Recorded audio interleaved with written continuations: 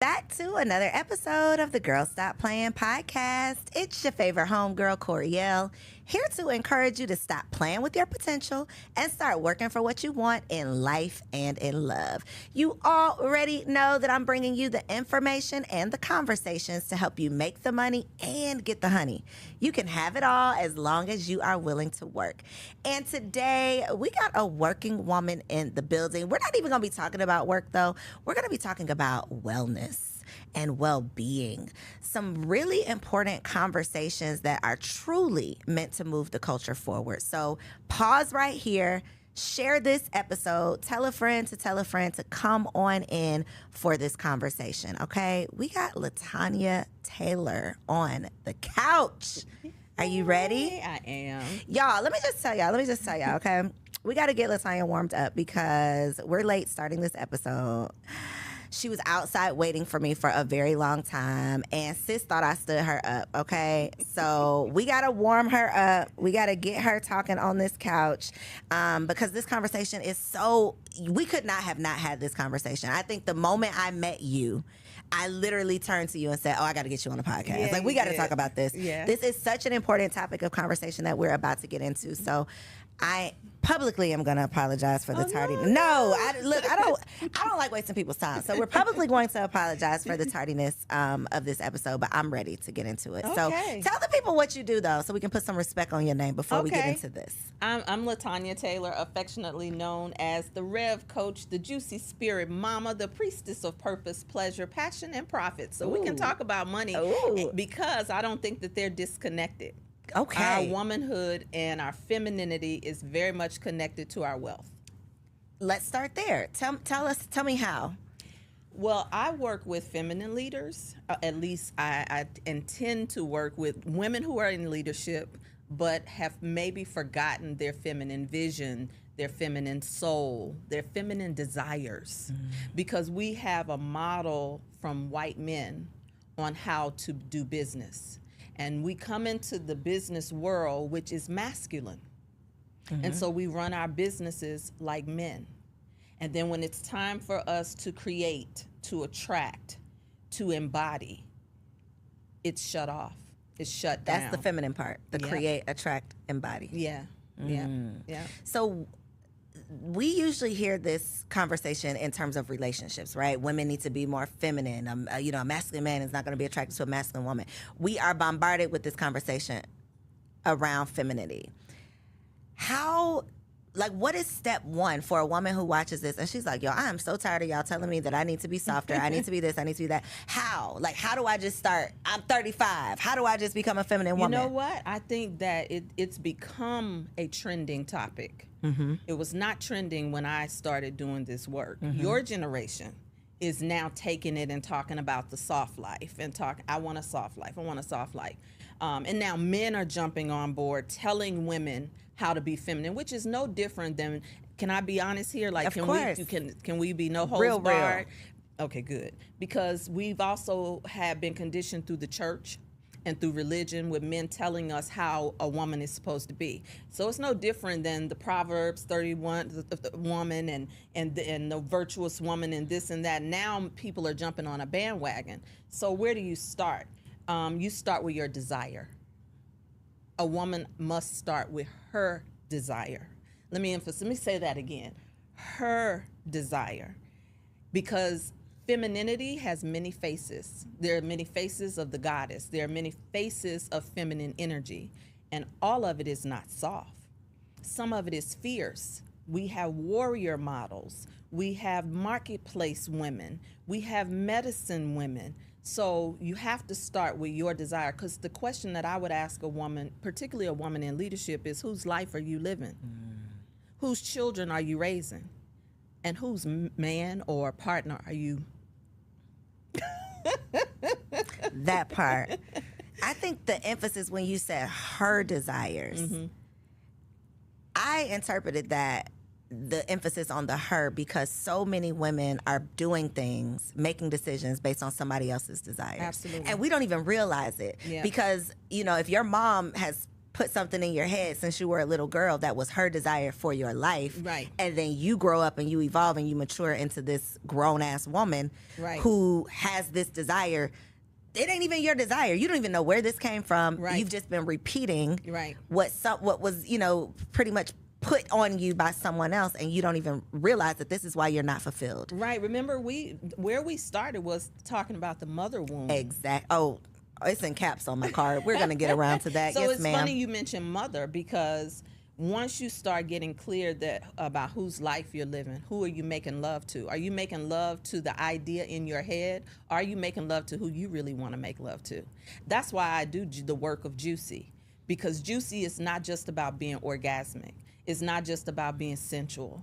Juicy is about unveiling the intimacy in you. Intimacy means into me I see, right?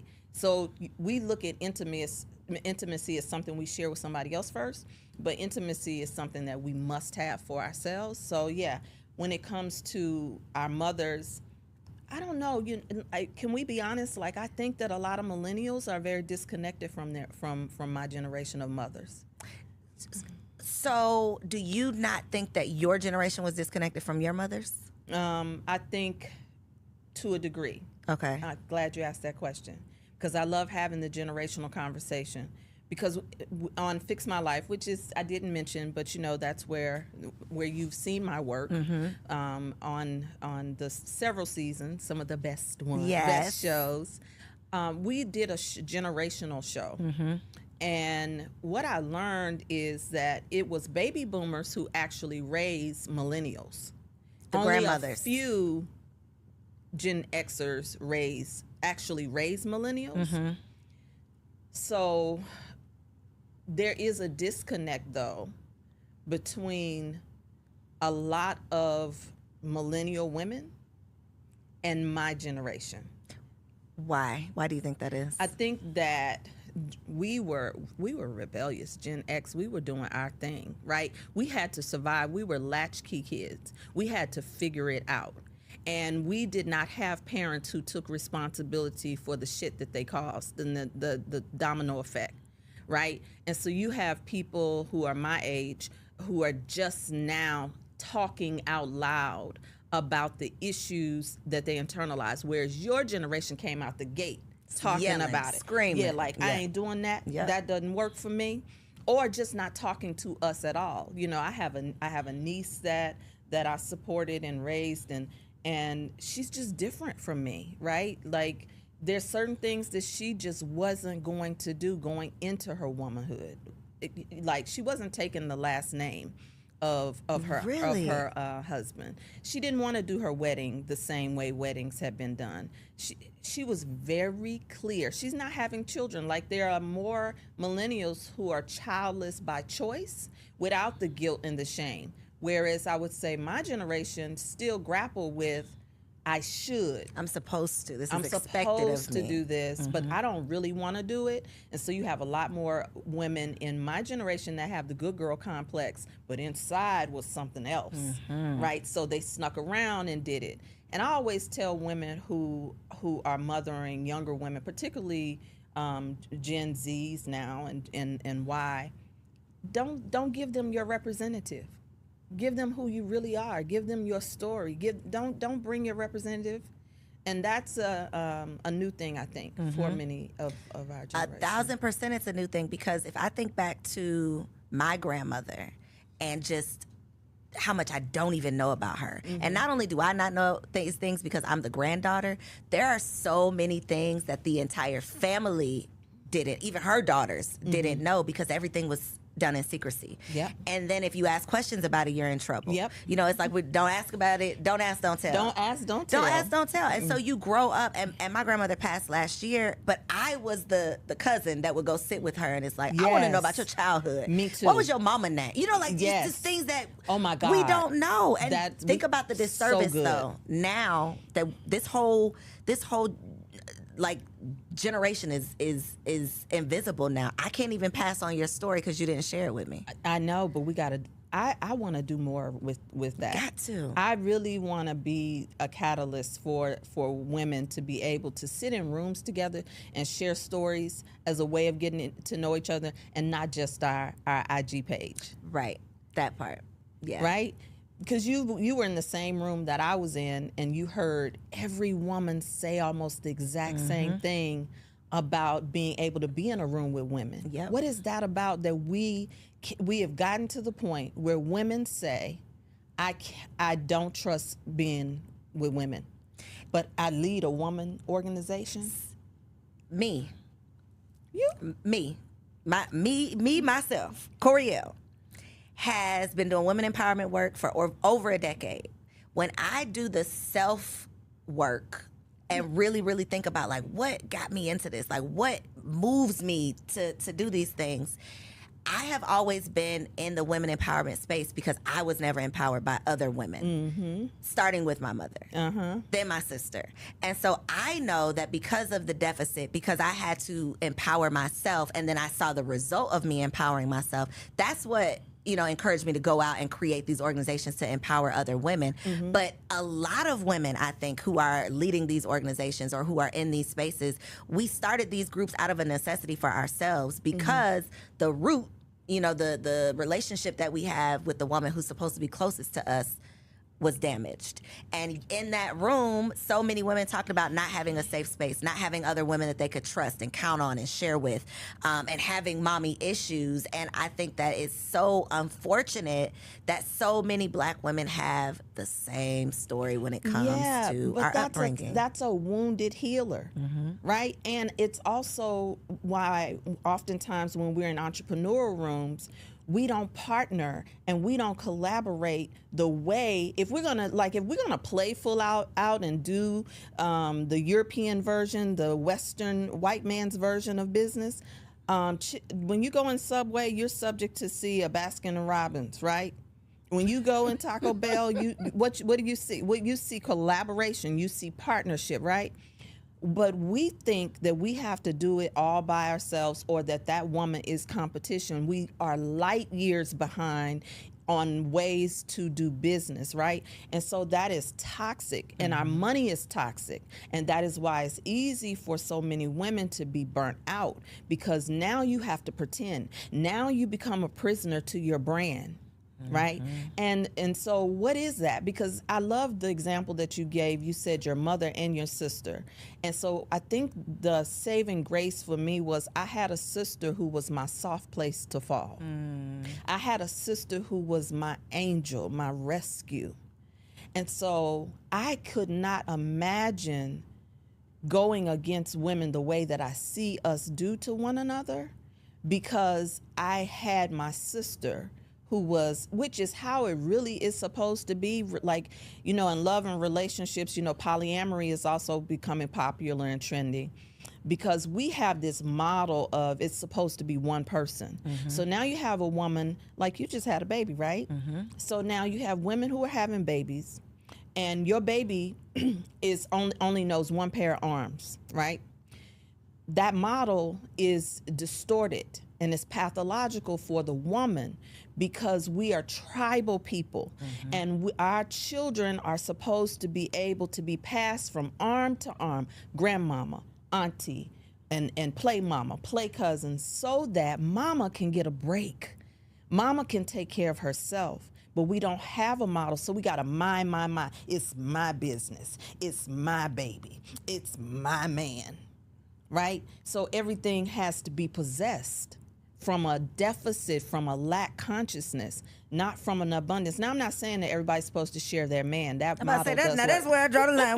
We keep my baby, but the baby daddy is not staying with me. But let's keep it real, though. How many people are man sharing anyway? Big facts. Poly and don't even know it. Didn't even sign up for that. Some of them do, though. Right? How many women are settling? They're the side chick, right? the jump off. For what they can get instead of waiting for what they want. It happens every day. Especially in ATL, honey.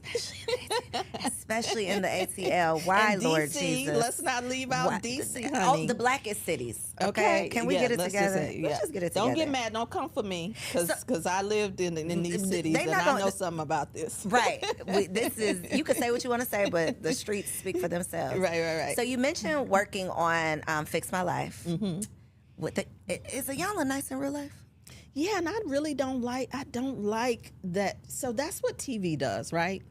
Yeah, it does a disservice because you only see what the people want you to see, basically. But she absolutely is a stern figure in your life. But when I tell you, so giving, so accommodating, so sensitive, and so that image is created by TV through sound bites.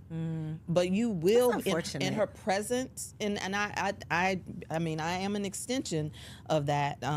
In her presence, you're going to feel the presence of power, right? You're going to be seen, and a lot of us are not used to somebody not just seeing us, but seeing into us. So that was a valid question, particularly because there's a lot of millennials who can't stand her. Let's keep it real. It's grandmother vibes, though. It's like I'm gonna be strict with you because I want the best for you. I'm not about to play with you, and you're not about to play with me. But I love you, and I want the best for you, and I want it to work out. Yeah. And so I brought her up because I think a lot of you mentioned her. I think a lot of times when Iyanla's name comes up, Kevin Samuels' name comes up as well because people had and I want to find out from you, like your take on Kevin Samuels, not necessarily his content, but his theories, right? Not necessarily what it was wrapped up in, but the content of his message. Because for the Black community, Iyanla for a long time was the only person that was giving us the tough love. It's like, I'm not going to sugarcoat it. I'm not going to tell you what you want to hear. This is what it is. Now, what are you going to do about it? Kevin Samuels came along, and he added a lot of curse words and some shenanigans into the conversation. But he was the first that I can think of, the first man that was in that space. And so she, to me, represents like the grandmother again. Like, I want what's best for you. No shade. Don't be offended by that. I'm sorry. But I want what's best for auntie you. Is the auntie. What she's called in the culture. Okay, I'm sorry. That was offensive. She is a grandma and a great grandma, and she would own it. Don't be mad. Hell, I don't know. Y'all might think I'm a grandma. Shit, I don't know. Auntie. Okay. But his whole thing was like, you don't like how I'm saying it, but if you just listen to what I'm saying, you'd appreciate it. So I want to know from you, what was your take on like his message, and do you see any similarity? Because you obviously work very close with Iyanla, so you have more of a realistic understanding of who she is versus just who we see on TV. Yeah. So yeah, I've been with her for over 20 years. She's pivotal in the transitions in my life. So yes, I have seen it in my life first. Not a fan, so there's a lot of fangirls. So I'm not an Iyanla not fan. That, no. Right. And I will say I regret that I caught up to Kevin Samuels closer to his death. Initially, I usually have an aversion to men telling women what to do, period, because it's too much of that. Okay. And I do think that there are other voices in the culture. Iyanla just happens to be one that's highlighted. I do think there have been other voices. But Kevin Samuels didn't lie. We didn't like his delivery, but many of us didn't grow up in households with our fathers either, so we don't know what it is to be corrected by a man, told the truth by a man, called on our BS by a man. All of our fathers and uncles are not loving. Some of them are from the streets and they're gangsters. They call you out. Some of them are from a school of hard knocks. They just give it to you straight. If you happen to have a father that was able to stroke you and to affirm you and that's beautiful. But all men are not like that. Even when we get married, as a woman, sometimes I think my husband is harsh. And I'm like, damn, why you have to say it like that? But I had to work on how I receive, which takes you back to the feminine, right? So we say we want these things, but then when the truth comes, we don't like how it comes to us. So yeah, was some of his stuff antics, and sure, absolutely, over time. But when you go back and listen to that brother and some of the women who came on and what they presented, you can't even defend these ladies. You cannot defend the BS. You can't defend it, and I want to challenge y'all, because I think because it was wrapped up in the sound effects and the all of those things, and he really was like entertaining and putting on a show. Like there was a lot of razzle dazzle he threw on top that wasn't necessarily necessary. I think that turned a lot of people off, and I also think a hit dog will holler. And if you are tuned in and he is talking about you, you probably didn't want to hear that. But if you go back now and take the emotion out of it and like don't put your personal feelings into it, I really believe he wanted what was best for the Black community. I absolutely believe it. There are a few shows where he was calling out women who had left their husbands, and you know what, I do deal with women who get to the point where we are so masculine in the way that we move in the marketplace. You had said earlier about the every woman in a masculine man, something like that. But the truth of the matter is, every woman is not beta or alpha, nor is every man. So masculinity and femininity is energy. It's not gender. Got you. It's what you're operating in. Right. Got you. And so when you study tantric lovemaking and orgasmic kung fu, orgasmic embodiment, or sexual tai chi, like any of those things. Oh, is that the juicy? Yes, some of it is. Okay. What you're doing is you're playing with masculine and feminine energy. So when one breathes, another one exhales. That's how our relationships really are, right? So like, to even be orgasmic, there's a way that we have to be able to tap into ourselves, that the man finds his yin in orgasmic exchange, and the woman finds her yang or yang. Interesting. Okay, so let's wrap up the mama conversation before we get into the sex talk, because for a lot of people who have not experienced therapy on their own or personally, watching Iyanla might have been the closest thing that we saw to true therapy, in terms of you recognizing, getting that awareness, recognizing your stuff, owning your stuff, figuring out a solution, which is what therapy is supposed to be, right? And I definitely saw a lot of episodes that were rooted in childhood stuff.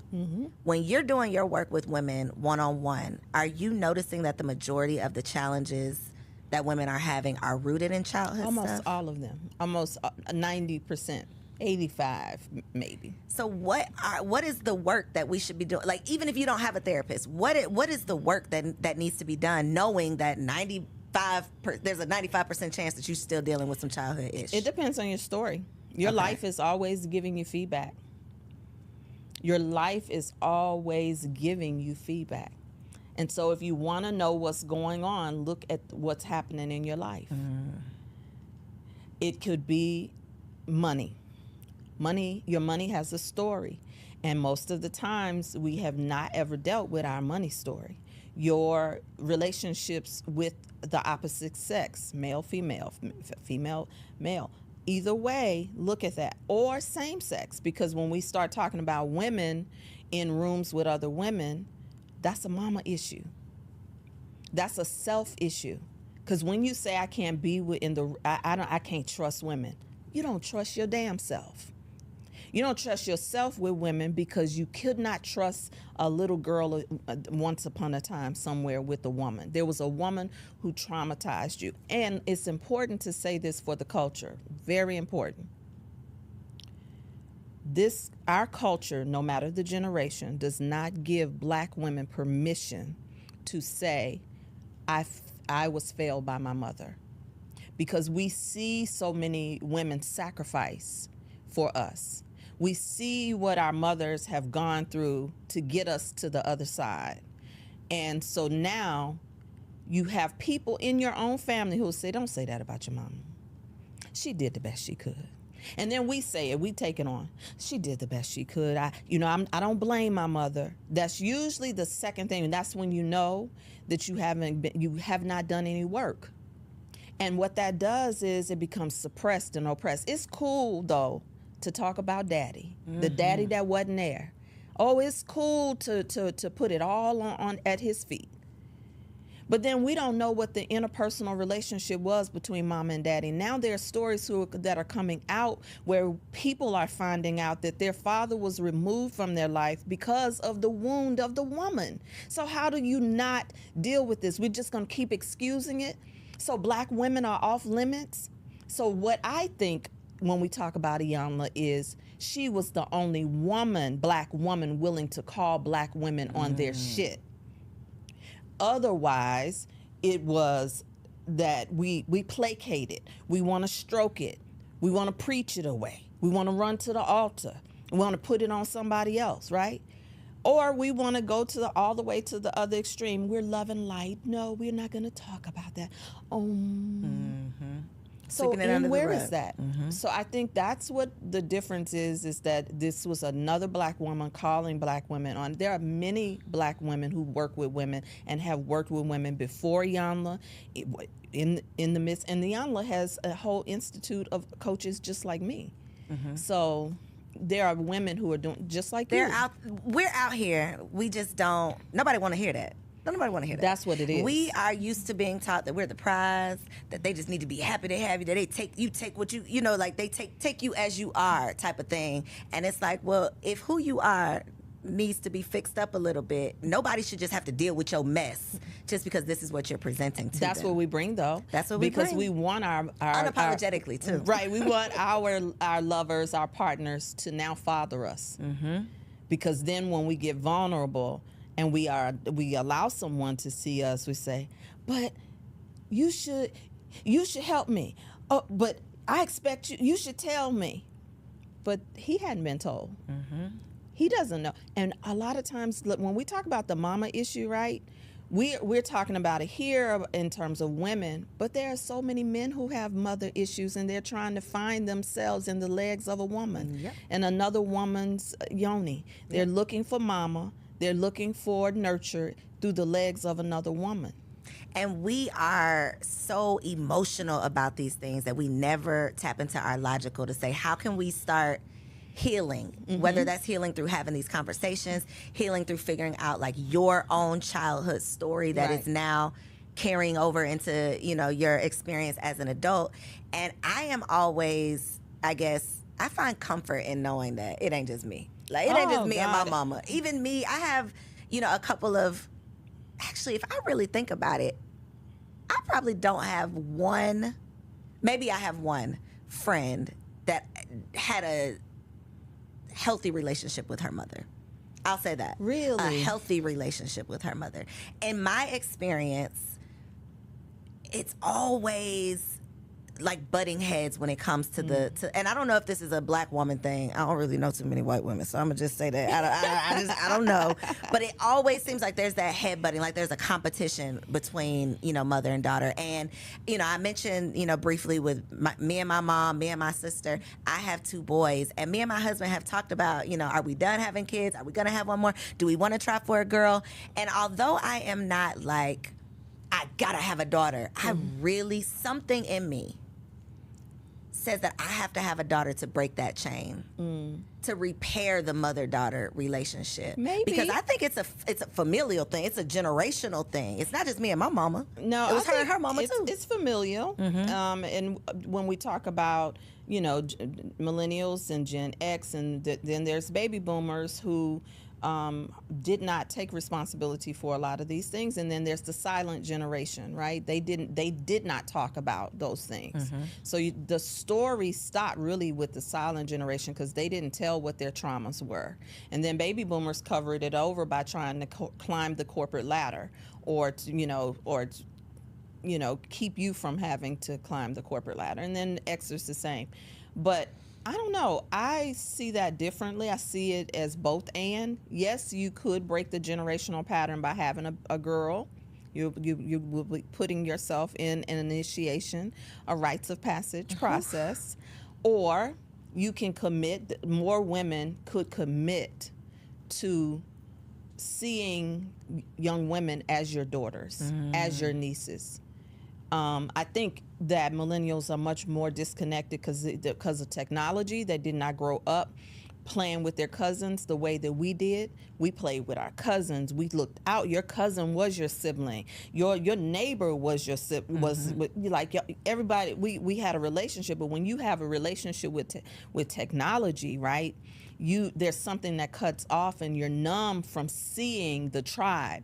I am responsible for that young woman who I'm in proximity to. That even is if we're my not related. Even if we're not related. Even if we're the not village related. mindset. That's right.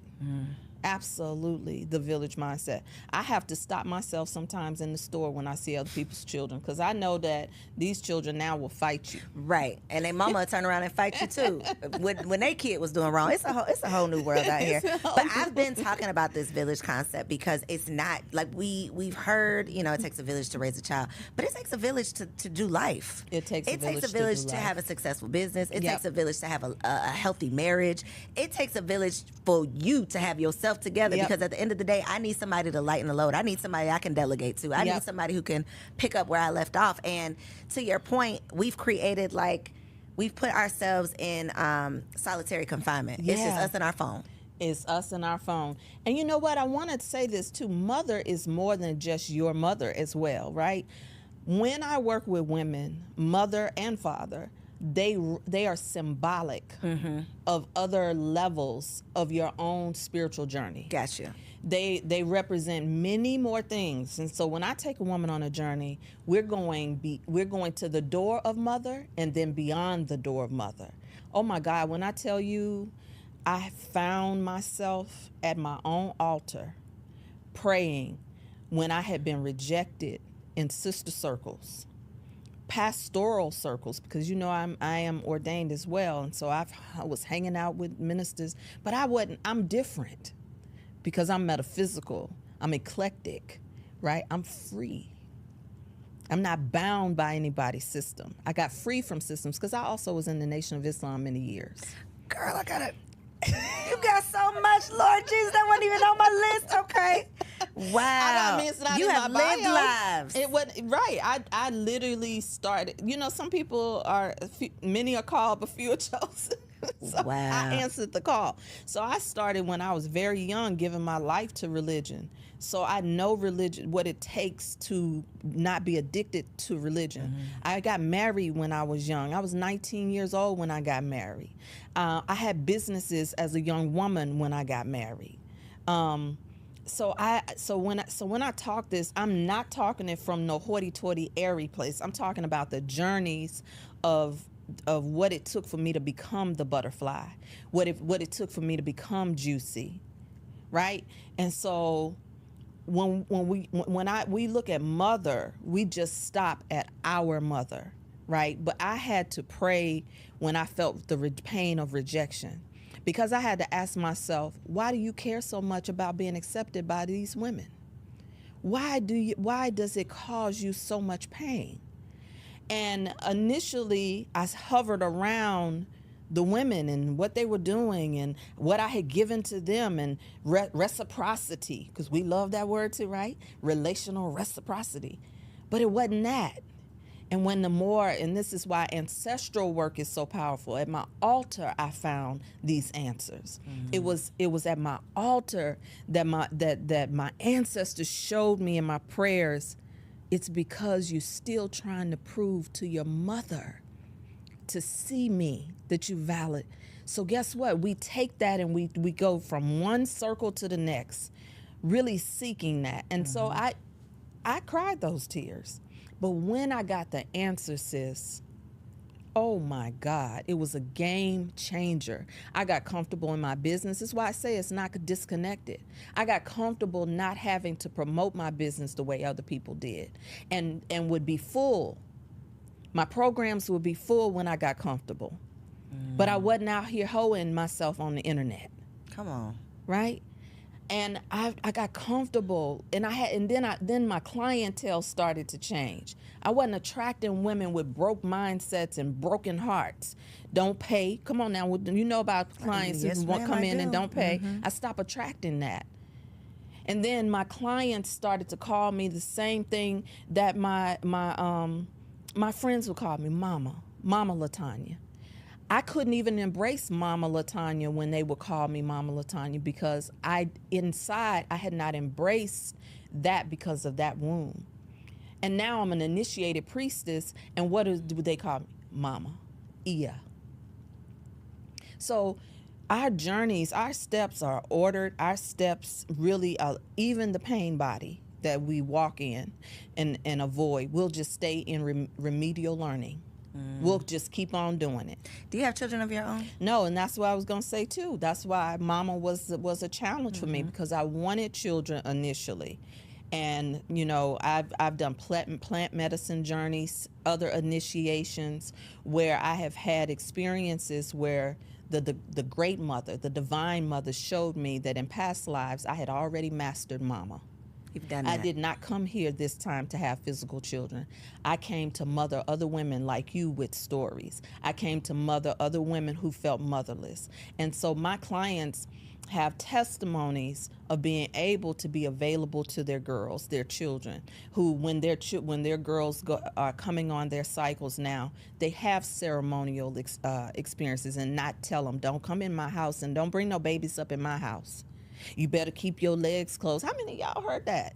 And that's all we heard. And there was no other part of the story. That's it. Right. And then we wonder why we can't have successful relationships. And we wonder why what's also not talked about is the infertility rates amongst Black women. What do you think is causing that? I think it is mind-body connection, and those messages of shame and guilt, and also expenses. There are millennials who say that the children are too expensive. Straight up like that. Yeah. When you mentioned at the beginning, you know, the millennials are like the first real generation that are like, no, I ain't have no kids, and what you gonna say about it? I've always known that I wanted kids. It ain't never been a thought. I knew I wanted kids, right? I didn't judge people who said that they didn't want kids, but I never understood it. I never understood it. How could you not want kids?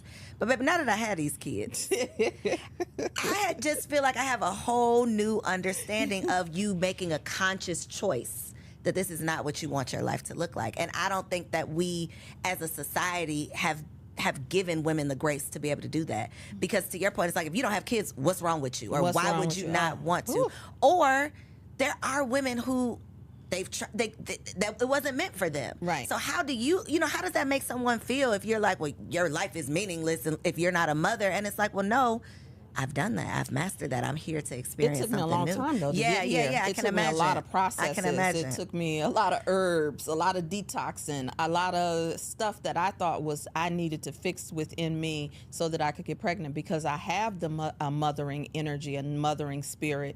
And what would happen is I'd mother everything around me, right? And then, so when it didn't happen initially, I felt some kind of way about it, and in my book I actually talk about that being a pathway into my femininity, because I was ordained as a metaphysician long before I came into more of this feminine art technology. And I didn't do it with us. I did it in the company of 250 women from all around the world.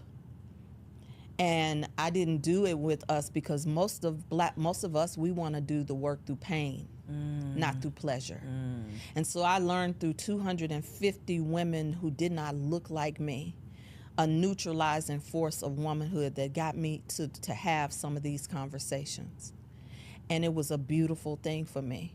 And it was in that moment that I said, I gotta do this for us. We gotta know pleasure. But now we take it to another level, man. We go balls to the walls. Yeah, they be doing a little too much. We gotta reel it in. Everybody want to be sexually free on the internet. Liberated. Yeah, liberated right here on Instagram. But it's such a sacred art that it should be done in sacred containers, right?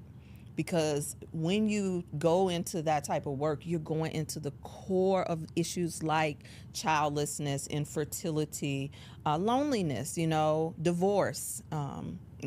All of that stuff is big for us as well. You really are multifaceted. You even said the Nation of Islam. Yeah. You're ordained. You're a priestess. Yeah. Okay, this is a conversation I've had several times because like you said, I'm just different. Like, I believe in this, I do this, but I'm different. I feel like I think it's probably a millennial thing too. Don't judge me. But I feel like, I can't say I grew up in a church like I was going I wasn't going every, but I was going sometimes. I'm familiar, right? Right. As I had my own experiences and, my own journey, I started to do my own research and learn new things. And I still consider myself to be very spiritual in that I know my relationship with God. I'm still working on my consistency in my practice. Mm-hmm. I need me an altar, so we're going to have to talk off camera. Girl, so I'm dibbling and dabbling, right? Mm-hmm. But I have not been consistent. But I feel like I am judged a lot of times from the church girls because the way that I speak about God, I'm not necessarily quoting a Bible verse. Right. I'm not necessarily tying it to scripture. Right. I'm not necessarily going to the church house on Sunday morning. Right. Or speaking in tongues. Mm-hmm. But I know my relationship with God, and it's very hard for me, if I'm doing a speaking engagement or anything, to not mention God.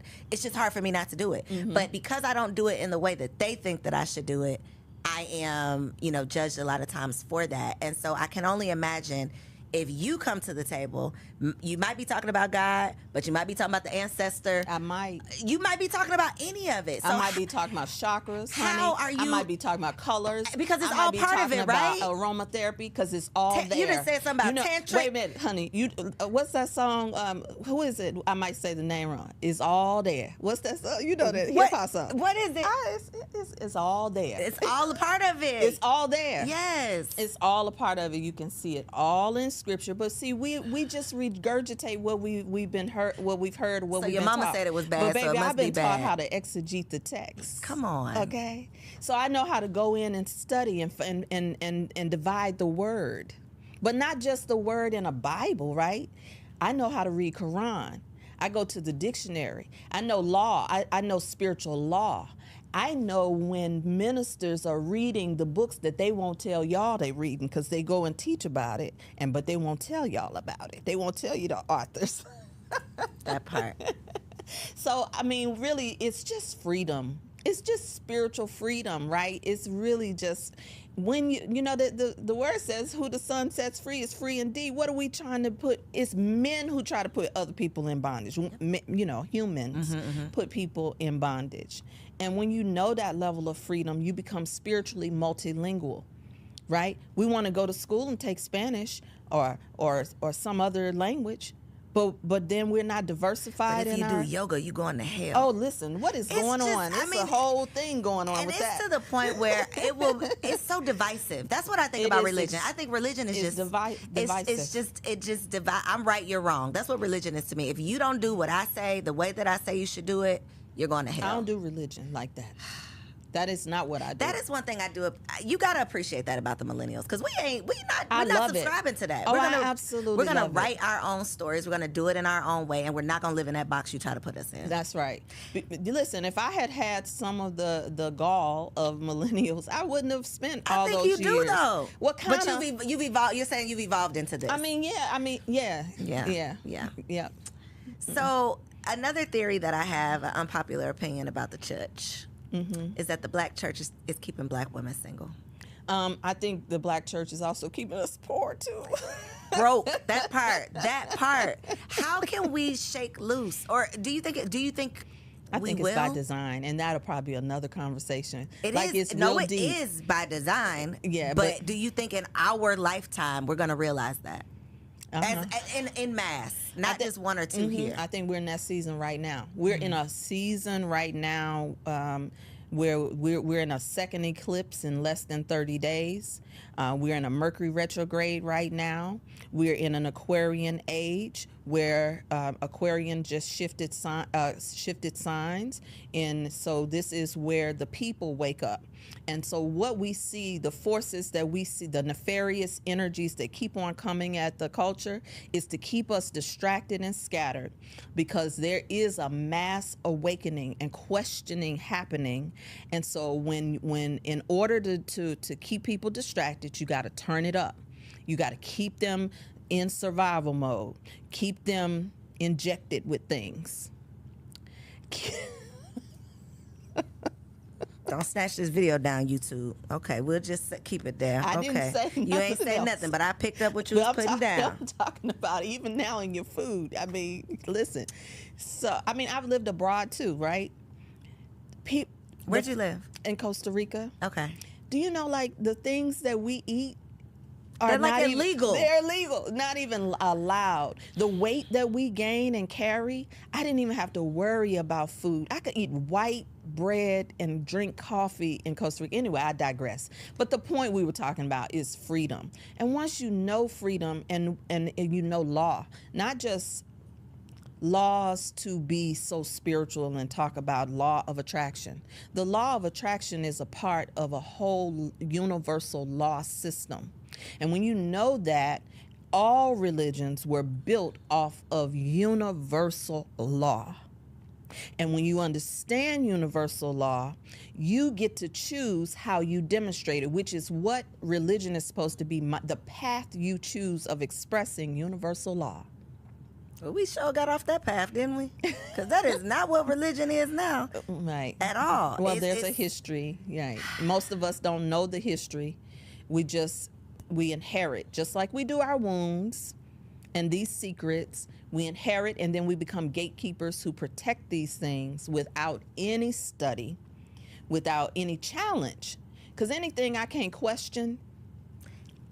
That part. I can't even ask why. It's just because the Lord's will be done. No, Right. There has to be something beyond that. That is slavery. Anything that you cannot question, you need to question. Anything you cannot question. And if you're not satisfied with the answer, you should be able to do your own personal investigation of the truth. Without the threat of you going to hell. Without the threat of you going to hell or getting put out of somebody's house. Or that you are demonic. Or that you are going against the will of God. So, I gotta get your phone number. Like y'all say that. All of y'all said that in that room that day. Not me. Did I hit you? What I say? I'm gonna get you on the podcast. Well, you did say that. Thank you. You know, you executive women, y'all say y'all want to do this work. Let me tell you why, though. Let me tell you why. So, when I tell you, like, there are people on the internet who talk about their relationships and they try to act like they're all perfect for the people or whatever. When I tell you, I really, really, really, like, I love his dirty draws. Like, he the homie, right? Yes. God really gave me my person. Yes. And I get confirmation in so many ways, but one of the ways is that we crazy together in this area. So we're very non-traditional. I won't say crazy. We're very non-traditional, unorthodox in our thinking, right? Free. We are both free to the point where someone connected me with a woman who does Reiki. Yeah, right. good. So I went and I did Reiki. As soon as I did it, I'm like, oh my God, this was crazy. You got to do it. I scheduled his session. He came, and then the next time I saw the lady, I was like, you met my husband, and she was just like, it is so rare that I have a couple that are on the same frequency with this type of thing. Like, you don't know how many wives will sneak to come see me and won't even share. They can't even go home and talk to their husbands about this experience because their husbands think they're crazy. Or vice versa. Yeah, but you're not equally... You're right.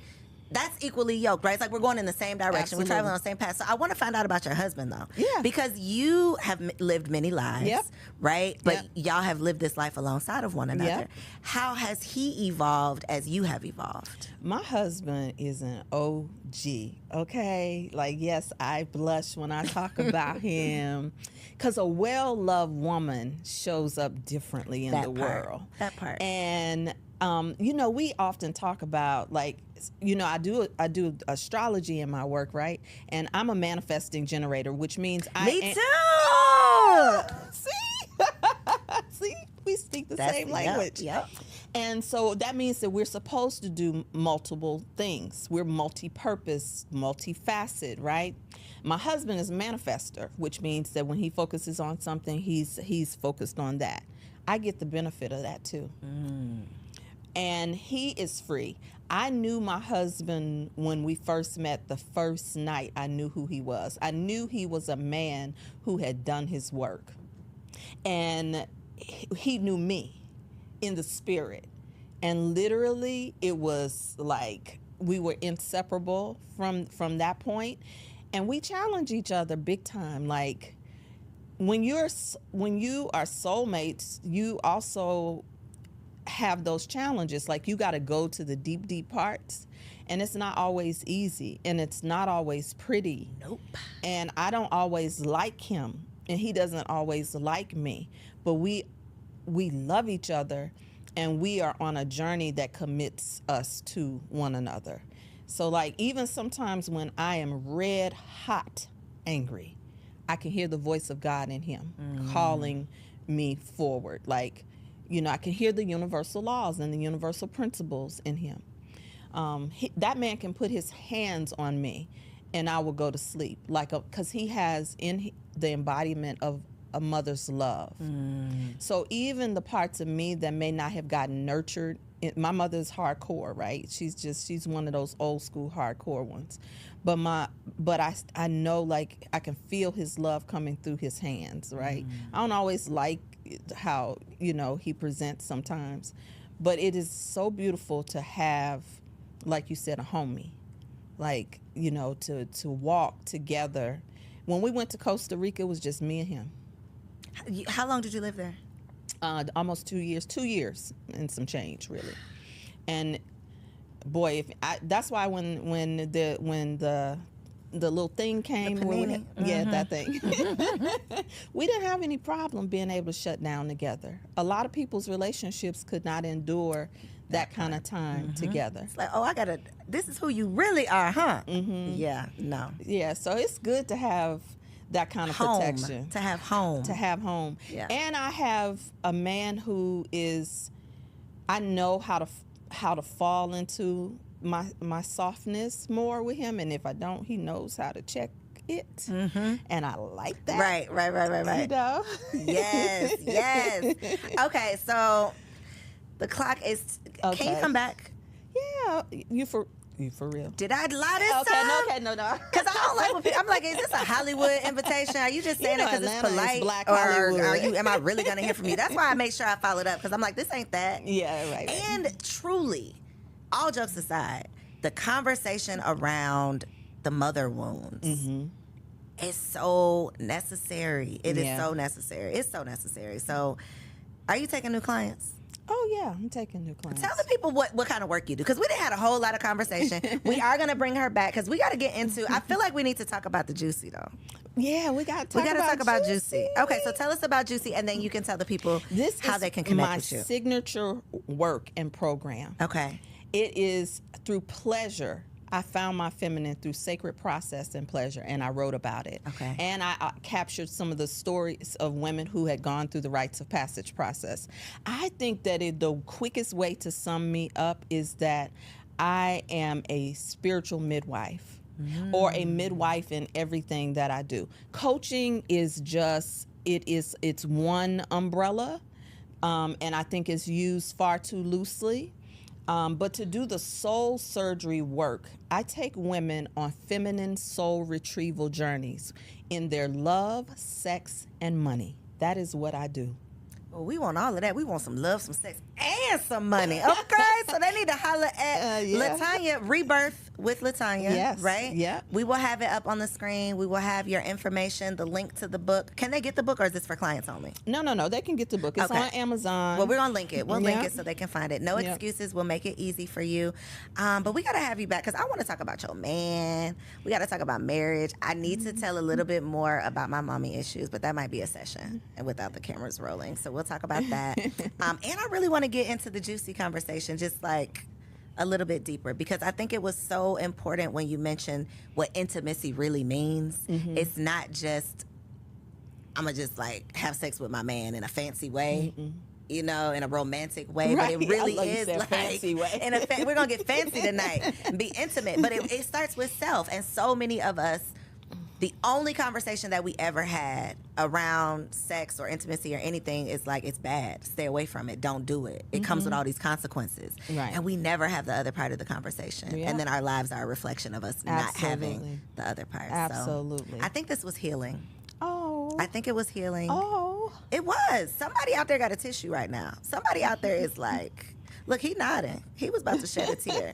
Because we don't have these conversations. There's not always a safe space to have them or even hear them being had. So I appreciate you. I appreciate you. You're not mad at me, are you? No, I'm not mad at you at all. Okay. My toxic trait is that I'm always before time. So you was here. Oh, okay. So you was. No, I was here just a few minutes before time. Okay, but just a little bit. Yeah. Okay. Well, next time we're gonna get it together. We're gonna give you a door code. It's Okay. all right. Y'all, was she bomb or was she bomb? Like we need some more auntie. Can I call you auntie? Will you be my auntie? I'll be your auntie. Okay. I don't have no aunties like you. You don't. I don't. Look at my face. We'll talk about it off camera. All right, y'all. I'm gonna be your rich auntie. Please. High five. I don't got no rich aunties either. All right, y'all. Thank y'all for tuning in. Another bomb episode. In the comments, though, let me know some questions that you want me to ask LaTanya when she comes back, because I'm serious. She will be back. Make sure y'all subscribe to the channel so that you will not miss her. And go follow her on Instagram for all of this goodness. You got to keep it going. I love y'all. I got nothing but love for you. I want nothing but love for you because you deserve it. And I'll see you on the next episode.